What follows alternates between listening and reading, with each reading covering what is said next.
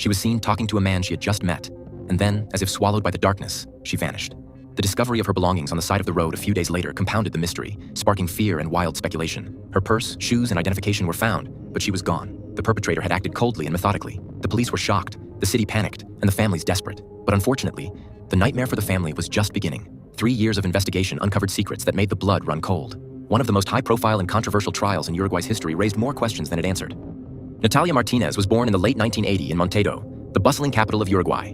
As the youngest daughter in the Martinez family, she was cherished by her parents and formed a particularly close bond with her older sister, Claudia. The family lived in comfort thanks to their father, who worked as a senior salesman for a large international company that specialized in household appliances.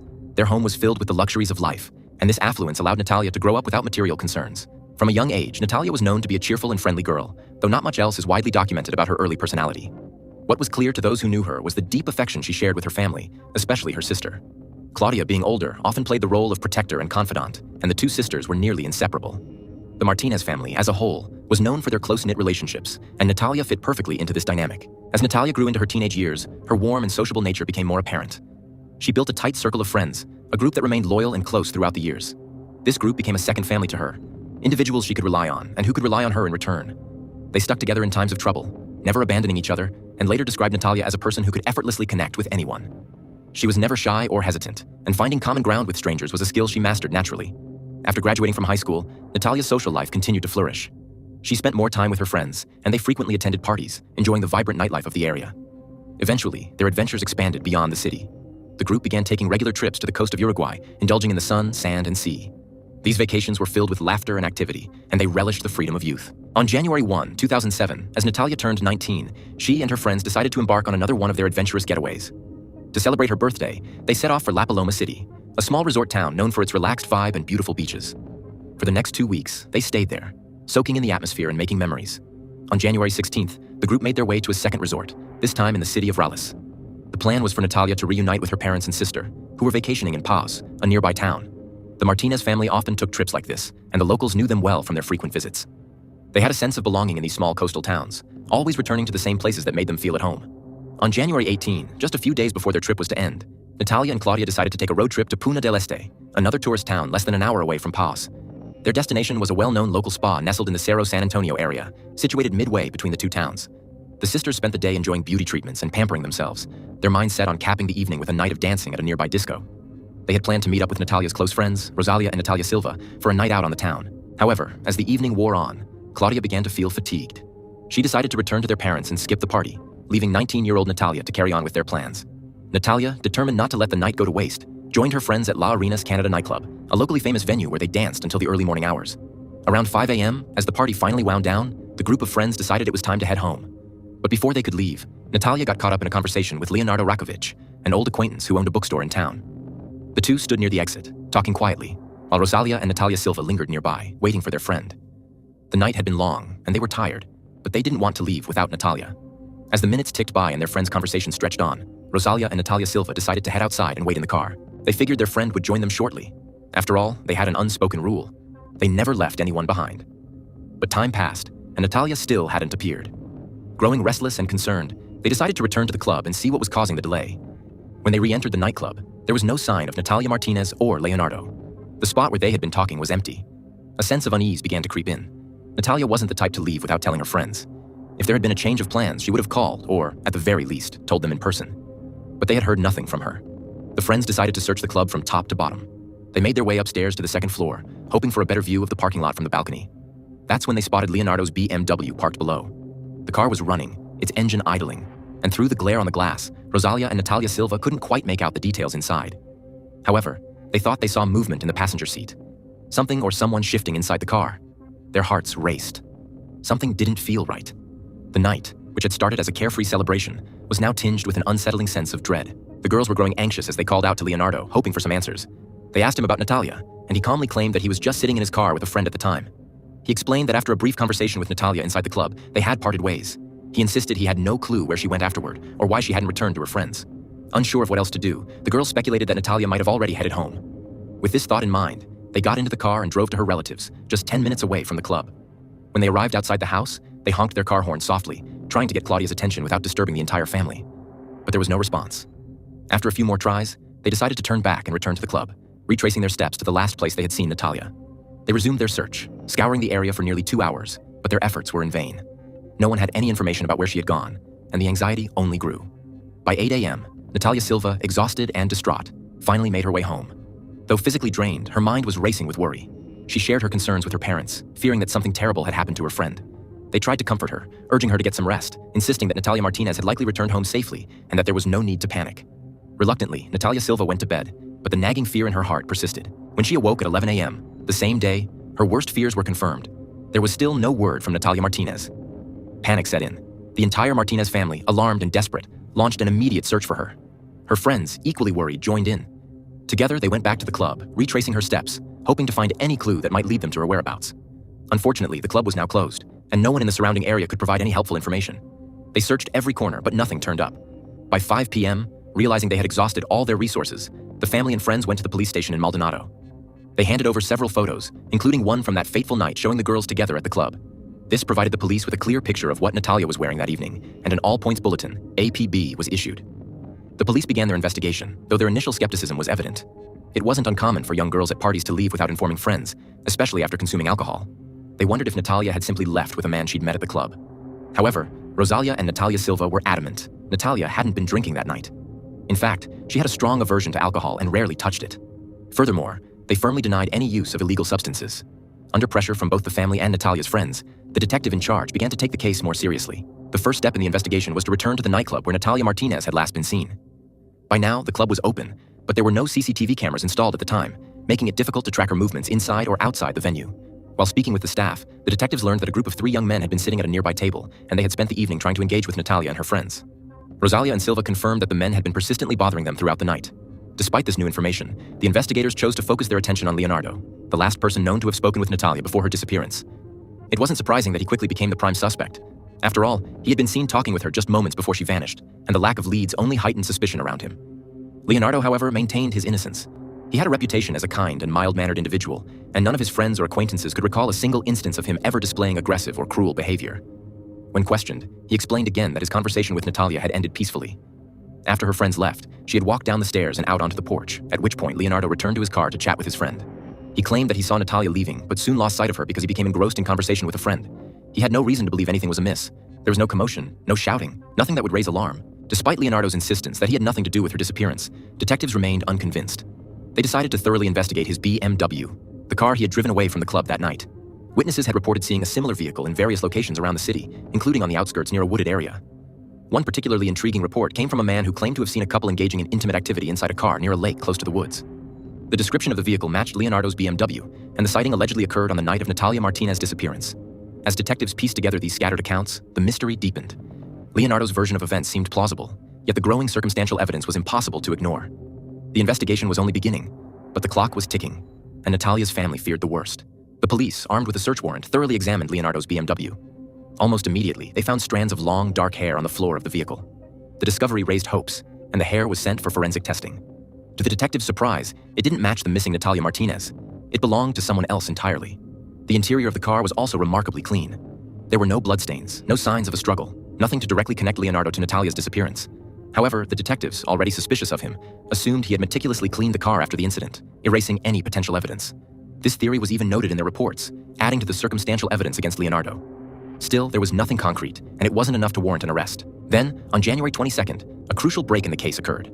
A passerby driving along the highway on the outskirts of Paz noticed several items scattered on the roadside. Among them was a woman's purse, a wallet, and a pair of shoes. But what truly stood out was an ID card, belonging to none other than the missing Natalia Martinez. Recognizing the significance of the find, the passerby immediately contacted the police, who arrived swiftly on the scene. The discovery sent shockwaves through the investigation, providing the first tangible clue of Natalia's fate. However, the intense media coverage surrounding Natalia's disappearance also had its drawbacks. As the public became more engrossed in the case, wild rumors began to circulate. One particularly damaging rumor suggested that Natalia had ties to drug traffickers and had fallen victim to a violent dispute between rival dealers. These rumors were baseless, but they gained traction quickly, forcing Natalia's family to respond publicly. Her father appeared on television, vehemently denying any connection between his daughter and criminal activities. Despite his efforts, the rumors continued to spread, casting a shadow over the investigation. In addition to fueling speculation, the media frenzy led to a flood of false reports. Anonymous tips poured into the police station, each one more outlandish than the last. Some callers claimed they had seen Natalia, while others insisted they had witnessed her abduction. Still, others provided dubious details about the crime itself. As the days passed, the search expanded to more remote parts of Uruguay, including coastal regions and forested areas. Specialized search units, including service dogs and even military aviation, were called in to assist. The local fire department scoured sewer systems. But still, there was no sign of Natalia. By late January, the grim reality had set in for the authorities. Natalia Martinez was most likely dead. The critical 48-hour window for finding missing persons had long passed, and with no new leads, hope was fading fast. On Grand Beach, a discovery was made that briefly stirred the investigation. A bone was found. But after careful analysis, it was determined that the bone was not human, dashing the faint hopes of the searchers. Yet Natalia's family remained steadfast. They refused to give up, clinging to the belief that she was still alive, perhaps being held against her will. This hope sustained them through the grueling weeks of fruitless searches. But on February 10, 2007, their worst fears were realized. A woman's body was discovered in the dense woods near Willow Lake, just 2 miles from the club where Natalia had last been seen. The condition of the body was poor, badly decomposed after weeks exposed to the elements, but the clothing matched what Natalia had been wearing the night she disappeared. Detectives felt a sinking certainty that they had found the missing young woman. The discovery triggered memories of a previous eyewitness report.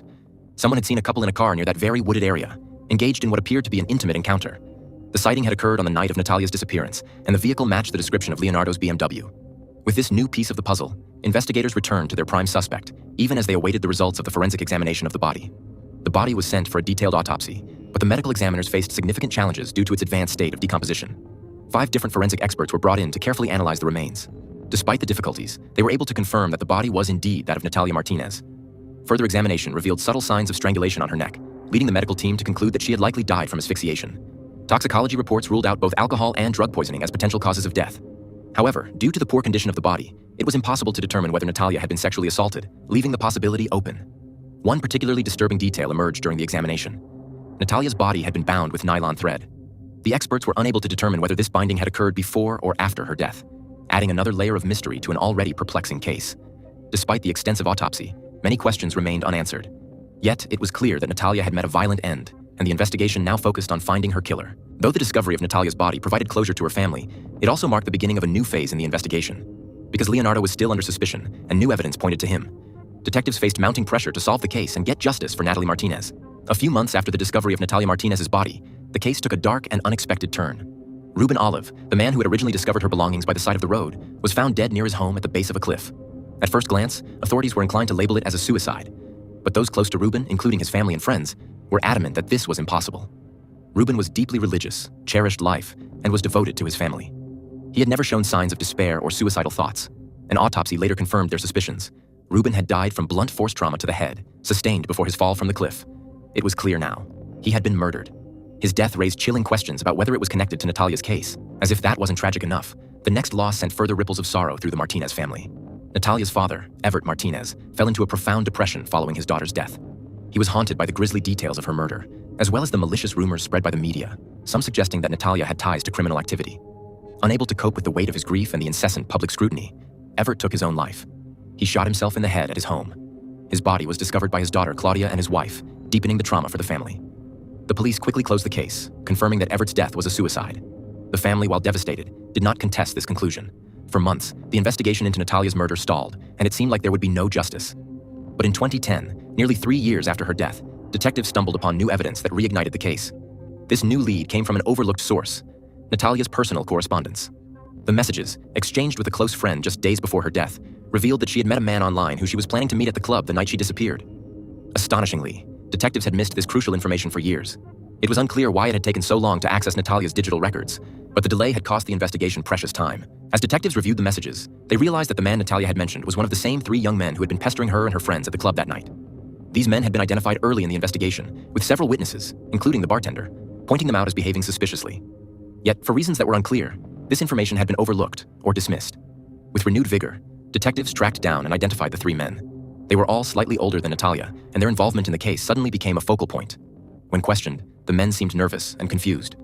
Their accounts of where they had been and what they had done on the night of Natalia's murder were contradictory. Their stories didn't match up, and this raised further suspicion. The police also managed to track down one critical witness, a girlfriend of one of the men. For her own safety, her identity was kept secret, but she provided crucial information. One of the men, Rodrigo Verchis, had confessed to her that he had been involved in Natalia's death. Rodrigo, 25 years old at the time, had been evasive from the start. During previous interrogations, he had lied to detectives, providing false information about his whereabouts. But this new testimony, combined with phone records that placed him at key locations near the time of Natalia's disappearance, painted a different picture. DNA samples were taken from Rodrigo, but due to the condition of Natalia's remains, they were of limited use. Nevertheless, investigators now had enough to consider him the prime suspect. Rodrigo was called back in for further questioning on June 8, 2010. His friends, who had been with him at the nightclub on the night in question, were also interrogated. They all denied having anything to do with Natalia's death. They claimed that after leaving the nightclub, they had hired escorts to continue their night of partying. However, Rodrigo's story quickly began to unravel. Initially, he denied ever having met or interacted with Natalia, but detectives confronted him with the damning evidence of her online messages, proving that they had known each other and had arranged to meet at the club that night.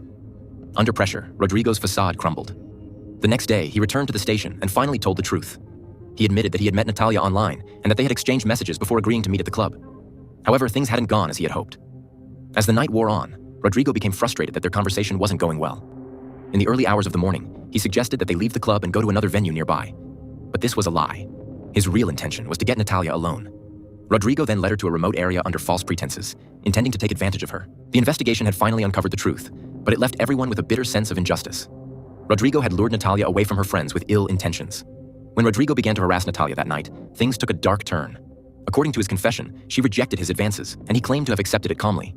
He further stated that Natalia suffered an asthma attack due to the excitement, followed by convulsions. Without her inhaler or any medication, she tragically died in front of him. Rodrigo claimed that he was confused and panicked, unable to offer any help.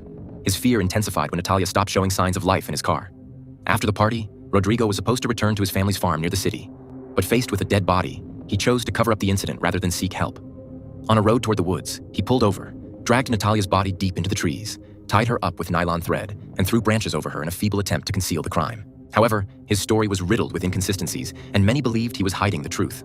A witness walking on the beach had previously claimed to have seen the pair engaged in intimate relations, and signs of strangulation found during an autopsy indicated coercion. It was highly likely that Rodrigo omitted a crucial detail, that he had strangled Natalia after failing to get what he wanted. His initial intention seemed clear. He had hoped for intimacy, and when rejected, things escalated. The forensic evidence suggested more than just an accidental death, but given the state of Natalia's body, proving molestation was no longer possible. What puzzled investigators was why Rodrigo hadn't called for help.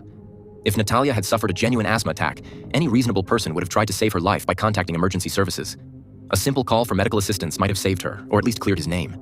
The fact that he hid the body instead of seeking help only reinforced the suspicion that he was hiding something far darker than he admitted. A key element that contributed to the confusion during the investigation was the car Rodrigo had been driving that night, a Chevrolet Corsa.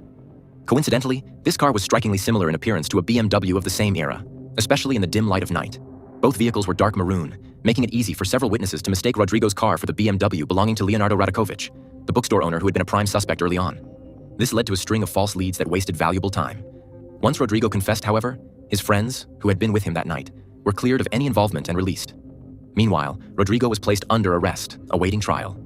His parents were concerned about his safety in prison, fearing retaliation from violent inmates, but the warden reassured them that he would be protected.